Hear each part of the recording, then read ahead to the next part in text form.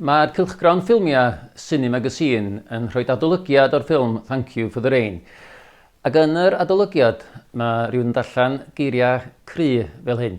Mae beth sy'n gwneud y ffilm Thank You for the Rain mor gry ydy'r gwrthgyferbyniad eithafol sy'n yna. Rhwng penderfyniadau gwledydd cyfeithog y byd ynglyn â newid hinsawdd ar un llaw ac ar y llaw arall y canlyniadau difrifol ar y gwledydd tlawd.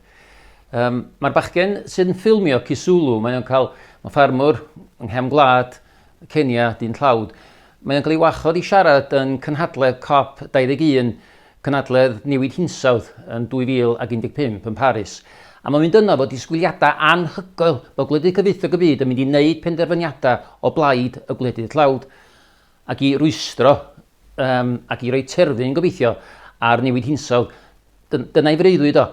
Ond mae'n dod o'n drist iawn, achos mae'r penderfyniadau yn benderfyniadau hunanol iawn o blaid y gwledydd cyfeithog eto.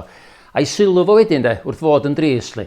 Mae'n dweud fel hyn, tasa'r arweinwyr y gwledydd cyfeithog yma, dim ond am un waith. Tasa nhw newid lle fo ni yn y gwledydd tlawd am un waith. Mi fysa nhw'n gwybod beth i newin, a mi fysa penderfyniadau nhw yn hollol wahanol.